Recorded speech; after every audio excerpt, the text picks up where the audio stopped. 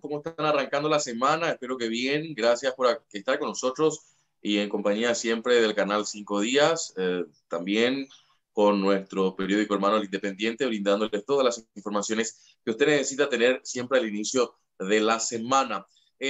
Hoy estamos ya al día 2 de noviembre, estamos iniciando el penúltimo mes del año, falta muy poco tiempo para ir cerrando este año 2020, año pandémico, año que va a quedar en la memoria de todos nosotros y definitivamente esperemos haber sido y continuar siendo la referencia informativa ante todos estos hechos a partir del inicio de su jornada y hacia el final también de sus actividades. Ya está con nosotros nuestra invitada al arrancar la semana, la invitada Katia González, pero antes vamos a la placa de presentación del bloque.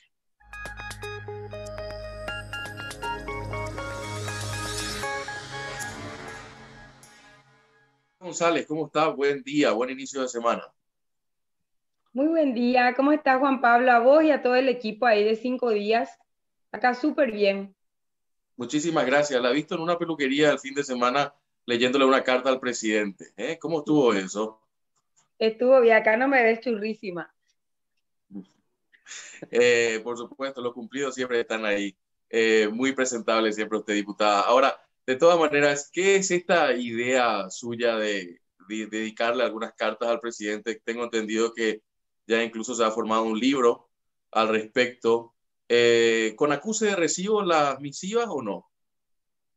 Bueno, cartas a Marito o la sordera del Estado burocrático que presentamos hoy de manera 100% virtual, con apoyo un poco de toda la red de comunicación institucional, que hay que decirlo, ¿verdad? La Cámara de Diputados podrá ser muy criticada, pero tiene un equipo de comunicación que fortalece un poco lo que hace a la transparencia, la rendición de cuentas públicas y la manera en la cual la ciudadanía se conecta con lo que hace al funcionamiento institucional de la Cámara. Me honra con la presentación el doctor Alfredo Boxia Paz, y efectivamente estas son la compilación en realidad de 8 cartas, 8 misivas, ordenadas de manera cronológica, que empiezan a remitirse desde el despacho 108 que me toca liderar al presidente de la República, Mario Abdo Benítez, durante esta cuarentena. La elaboración de estas cartas llevó 7 meses y quedan muchos pendientes aún. Hemos abordado el tema de salud, de educación, de economía, una carta que va a ser muy polémica, la refuncionalización del poder municipal apuntando hacia un nuevo paradigma. Eso es algo que va a causar escozor principalmente en la clase política, pero Paraguay, Juan Pablo, no puede seguir funcionando sin una mirada geopolítica y estratégica de su territorio. Hoy, nada más en este periodo, hemos aprobado la creación de 5 municipios más. De 256, hoy tenemos 261 municipios. Ellos en frontera, muy llamativamente, en lugares en donde pulula el narcotráfico, el contrabando. ¿Para qué se crean los municipios en un lugar donde hay una gomería, una estancia y si tenés suerte, un kiosco? Y la respuesta es simple: para proteger a los negocios de los políticos, con intendentes y concejales. Entonces nosotros hacemos un despliegue en una carta súper interesante en donde ponemos digamos, en el foco todo lo que hace el concepto mismo de municipalidades, que es lo que hemos descentralizado, la corrupción, y eso lo vimos en sendas intervenciones donde intendentes en complicidad con los concejales se han robado hasta el agua del florero de los municipios. Sí, es cierto y definitivamente la mirada en torno a los gobiernos locales está muy distante a lo que es nuestra realidad de día a día. Ahora, estas misivas, estas cartas, ¿son elaboraciones netamente suyas o hay un equipo también que está trabajando con usted en la conformación? ¿Consulta usted con gente para ir desarrollando también las mismas? ¿Cómo nacen las mismas? Sí, en realidad esto nace de varias reuniones, las escribo yo, ¿verdad? Pero esta es la construcción colectiva de un pensamiento de una serie de expertos, de personas, de colaboradores que siempre se preguntan qué hacer y que están convencidos de que el Paraguay post pandemia no puede continuar siendo el mismo. De tanto sufrimiento, de tanta corrupción, debe salir algo nuevo para el Paraguay. Entonces, obviamente que en la reforma de salud consultamos nosotros, porque yo no soy experta en sistemas de salud, con expertos sanitaristas, con gente que se ha especializado en la rama de administración y economía de la salud, que es lo que necesitamos nosotros en el Paraguay.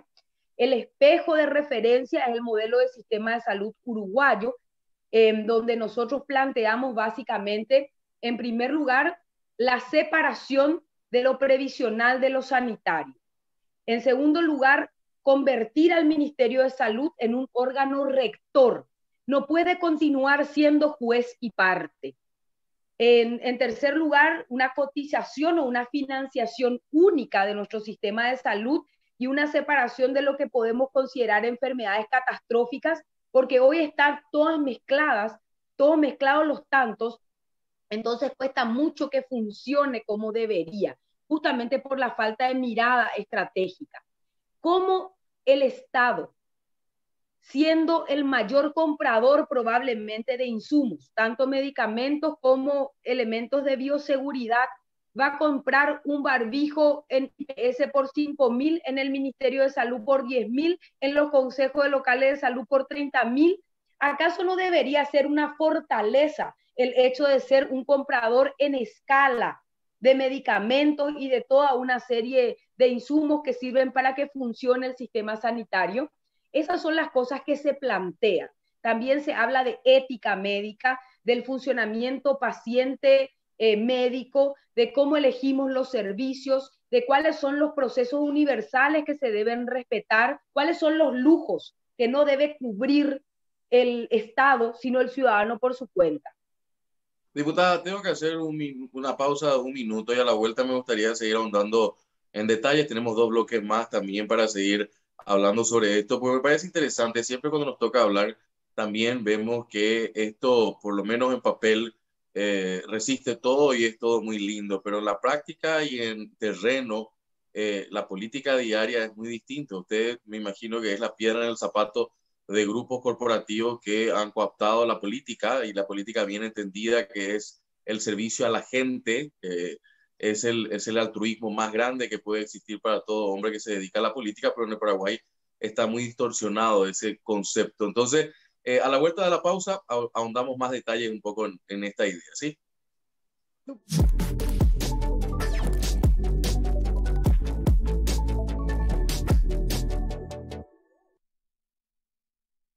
Porque siempre hay un Punto Pharma cerca tuyo.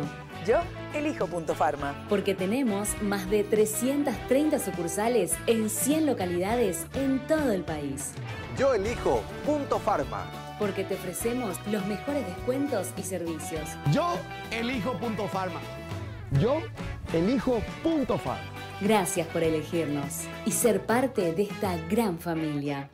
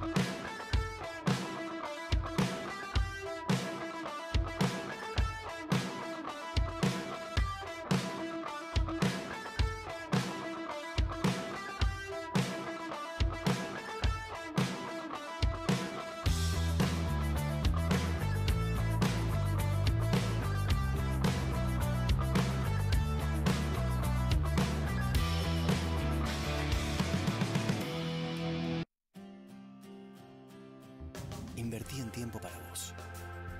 Invertí en tener el control. Invertí en lo que te da confianza. Invertí en su futuro.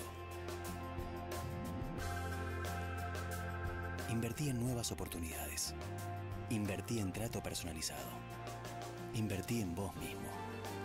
Descubrí nuevas alternativas de inversión. Puente. Soluciones financieras.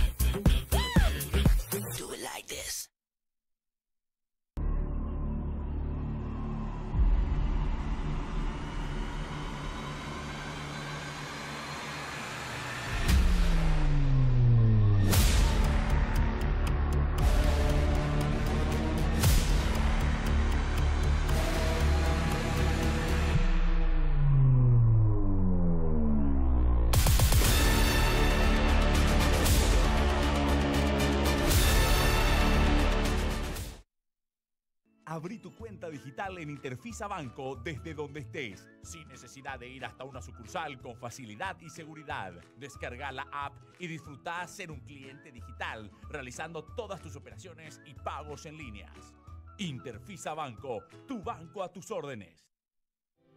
Al coronavirus no se le gana en los hospitales, se le gana en las calles con un estricto cuidado.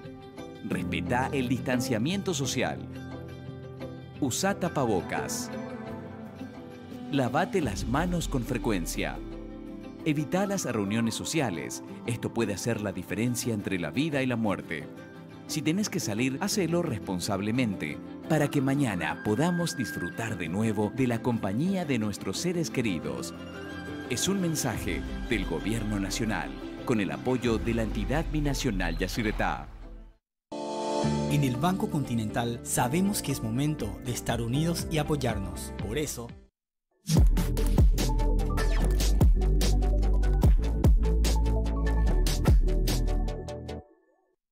Volvemos luego de la pausa. Estamos esta mañana de lunes iniciando nuestra jornada laboral aquí con las informaciones. 19 grados la temperatura actual para la audiencia que recién se pone en contacto con nosotros. Estamos con la diputada Katia González.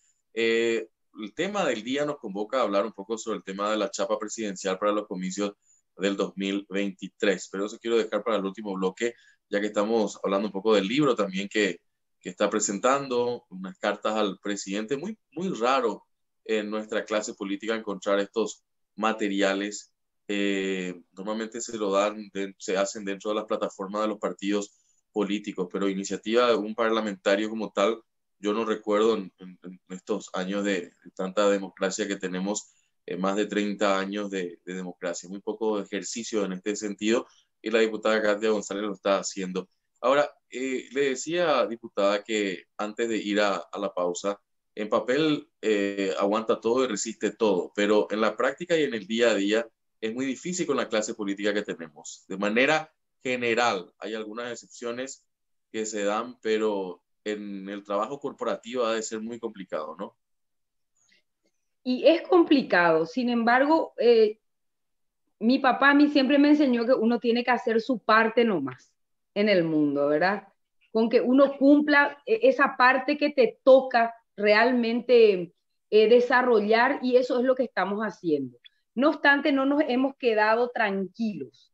Nosotros no solamente intentamos este diálogo institucional entre el Ejecutivo y el Legislativo, que se vio frustrado justamente por la burocracia y la sordera, ¿verdad? Esta etapa dice mucho. Mario Abdo Benítez está encerrado en un frasco, rodeado de cortesanos. Él no escucha. Sin embargo, la pospandemia y las crisis que se vienen va a hacer que sus oídos se tengan que destapar necesariamente. Y es ahí donde resulta importante un proyecto que ya está trabajado como disparador de debate, no como verdades absolutas. Abordamos acá el tema de salud. Actualmente esta carta de salud ante la ausencia de propuestas de los partidos políticos, hoy se está discutiendo, Juan Pablo, esta carta en la Comisión Bicameral de Reordenamiento del Estado. O sea que no fue en vano lo que escribimos. Y si bien resulta difícil la articulación público-privada, la articulación política, no obstante, hoy tenemos la esperanza porque estamos debatiendo con la OPS, con las Naciones Unidas, con el Ministerio de Salud, con los gremios, que es todo un problema también en el Paraguay, porque muchas veces los gremios cuesta que se involucren de manera activa en transformaciones porque ven directamente afectados sus intereses. Sin embargo, hoy lo estamos consiguiendo. En el tema de educación, nosotros creemos de que si los cambios no vienen y no van a luego a venir desde las cúpulas, hay que iniciar un proceso transformador desde la sociedad civil, desde las personas interesadas y desde los políticos interesados. Y yo estoy segura de que las transformaciones se van a imponer si no se producen a través de un diálogo razonado de políticos que escuchen de que esto no da más. Ahora, diputada, la otra cuestión también que me parece importante destacar es el tema de uno de los actores, como decimos en paraguayo, algo ñembotado, ¿no? A usted que le gusta utilizar algunos folclorismos, el tema del Poder Judicial. Se hicieron cumbres de poderes, que yo recuerdo varias en esta administración en particular, pero al final es todo para la foto nomás y para el cafecito. No hay realmente una agenda en común. Recién nos dijo la relación entre el Poder Legislativo y el Ejecutivo y el Judicial. El judicial podemos hablar larga y dilatadamente de su deuda con la democracia. Si bien es cierto, hay algunos actores que han oxigenado la atmósfera, una atmósfera ya irrespirable. Estamos hablando de algunos cambios de la Corte Suprema de Justicia que permitieron algunos avances, como por ejemplo el tema de la declaración jurada. Yo no recuerdo, digamos, en los últimos 10 años que la Corte haya, con la presión ciudadana y la acción, digamos, mancomunada de determinados ciudadanos, que se haya expedido en ese sentido. Pero no hay un efecto derrame. Es decir, hay individualidades, pero no hay una política pública dentro de la Administración de Justicia y especialmente el Ministerio Público, que creo que está absolutamente tomado, no tiene ningún sentido de historia, porque mientras que a ciudadanos que han protestado en una caravana contra la corrupción, sus causas se elevan a juicio oral y público, vemos en contrapartida el espejo de un funcionario del Ministerio de Salud que está en posición de garante a quien se le otorga un criterio de oportunidad. ¿Qué significa eso? Que el Ministerio Público ve como grave que ciudadanos protesten contra la corrupción y como bagatelario que el propio ministro o viceministro de Salud viole la cuarentena. Es un mensaje contradictorio. Y pasó también con las bodas, ¿verdad? Las bodas de los poderosos que creen que se pueden canjear esa boda por un dinero, por una ayuda a un comedor. Total, nosotros somos impunes. El mensaje es fortísimo, ¿verdad? Entonces, por supuesto que el Poder Judicial, y yo siempre digo que no le llegó el año 1989. Hoy tenemos aún ministros de corte que eran fuertes jueces en la época estronista. Entonces, por supuesto que eso es un mensaje que algo malo está pasando dentro de la justicia en el Paraguay. Ahora, diputada, tengo que hacer de vuelta una pausa de 1 minuto, pero antes me gustaría también consultarle. Uno, ¿acusa recibo la ciudadanía ante estos mensajes tan fuertes que usted estaba diciendo? Y segundo, usted hablaba de un presidente sordo, pero a mí me gustaría también entender con ustedes que son actores políticos, ¿en realidad es sordo o es rehén de una persona que todavía sigue gobernando tras la sombra algunas cuestiones en el país? Sí, cómo no, vamos a hablar de eso. Yo creo que él ya es demasiado grande para simplemente posicionarlo como una víctima. Yo no estoy de acuerdo en decir que él simplemente está capturado, que sin lugar a dudas hay un condimento fuerte de ese poder fáctico que está detrás, que se llama Horacio Cartes, pero él podría, con una buena alianza estratégica, unirse con la ciudadanía, con aquellos parlamentarios que estamos ahí, que somos 37. Él decidió unirse con los 22. Ojo con eso, Juan Pablo. En lugar de buscar alianzas con aquellos que realmente no le vamos a pedir nada a cambio, sino simplemente rendición de cuentas y planes claros, él no. Él decide quedarse no sé si en un síndrome de Estocolmo, no sé si él está enamorado de su captor o está muy comprometido y forma parte de los gobiernos de su secuestrador. Eso es lo que tenemos que develar, porque él tenía otras opciones, tenía Juan Pablo. Podía construir una mayoría diferente en la Cámara de Diputados, podía, sin incondicionalidad, ¿verdad? Que tampoco hoy Cartes es incondicional a él, ¿verdad? Pero él decidió decantarse por esa persona que durante toda la campaña dijo que no iba a formar parte de las decisiones de su gobierno. Hablamos a la vuelta de la pausa sobre la primera pregunta.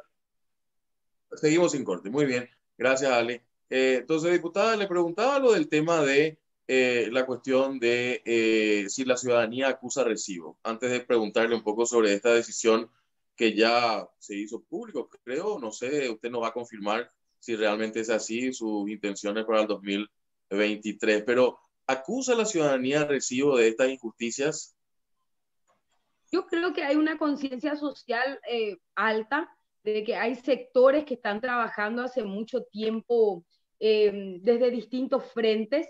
Sin embargo, todavía no fuimos capaces de articular redes virtuosas que puedan construir ese puente y que puedan realmente hacernos sentir fuertes.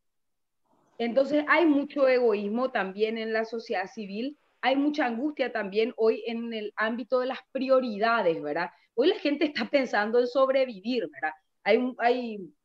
Cuando el gobierno habla de cifras y dice el 4% va a aumentar de la pobreza, ¿qué significa el 4%? Significa 400.000 personas que van a ingresar nuevamente en el área de pobreza y extrema pobreza. No es 4% y suena tan poco el 4%, pero cuando hablamos de 400.000 estamos diciendo 400.000 personas sumadas a las 2.200.000 que hay, que hoy probablemente no coman 3 veces al día. Entonces es difícil construir, hay una parte de la ciudadanía que debe comprender que la proactividad debe estar y en el renunciamiento. Yo veo muchas veces una sociedad civil que en algunos aspectos es egoísta. Es su causa, es su bandera, y si vos no levantás su bandera, agarra su pelota y se va, y vos sos lo peor que le puede haber pasado. Entonces, esas son las cosas que hay que un poco tratar de entender, que acá no existen mesías ni salvadores. Si queremos realmente transformarnos, tenemos que poner las pilas y empezar a trabajar coordinadamente. Esos esfuerzos están en algunas áreas. Si la transparencia hoy existe, fue porque fueron capaces los ciudadanos de unirse. Diputada, 2023, ¿eso es una realidad? No, yo creo que esa entrevista salió de contexto, yo fui sumamente clara, yo estoy trabajando en mi tarea legislativa, yo no tengo un proyecto electoral, yo sí me siento preparada, que si es que eso sí me preguntas, yo creo que uno tiene que saber cuáles son sus limitaciones y cuáles son sus fortalezas. Yo sí me siento preparada para ejercer la primera magistratura, pero no hay que poner delante de los bueyes la carreta porque no se vaya a ningún lado. Si nosotros no tenemos 5.000 ciudadanos, Juan Pablo, que sintonicen la onda de la decencia política en la función pública, cualquier proyecto transformador va a fracasar. Le pido brevedad en la respuesta porque tengo algunas cuestiones que quiero ahondar. Número 1, ¿reforma de la Constitución, sí o no, diputada? Están abordadas en cartas Amarito, pero tenemos que saber qué vamos a reformar. La otra cuestión, la diputada Celeste Amarilla, ¿en qué quedó su caso? No quedó nada, o sea que la Cámara se mantuvo en su posición de cerrarse a esa decisión. La Corte Suprema de Justicia la semana pasada admitió la acción de inconstitucionalidad. Veremos si es que es capaz hoy de otorgar la medida cautelar antes de que se cumpla el plazo. La única esperanza ya no es intracámara, es fuera de la Cámara. La cuestión también que me parece interesante, más que nada opinión, porque no forma parte de ese grupo, pero sí forma parte del legislativo. ¿Qué le parece lo que está viendo en senadores, todo contra todos? Y me parece que revela la degradación de la clase política, de que no son capaces de entender de que esta es una figura sumamente delicada con la cual no hay que jugar, de que nosotros le estamos haciendo mucho daño a la democracia cuando utilizamos una figura tan importante para pasarnos factura y para neutralizar los casos que sí son causales de pérdida de investidura.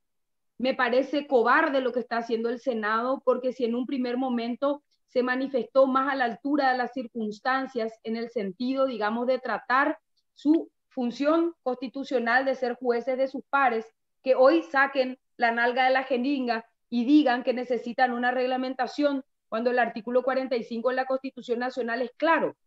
La falta de ley reglamentaria no podrá invocarse para negar o menoscabar ningún derecho o garantía establecida en la Constitución Nacional. ¿Cuál es la garantía que preserva la pérdida de investidura? Es justamente tener un Congreso independiente. ¿Y en contrapartida el corporativismo en diputados continuará? El neofascismo que se instaló en el Poder Legislativo, específicamente en la Cámara de Diputados, tiene un plan y va por todo y por todos. Entonces, en la medida que tenga contrapeso ciudadano, político y gremial, ellos frenarán sus ambiciones.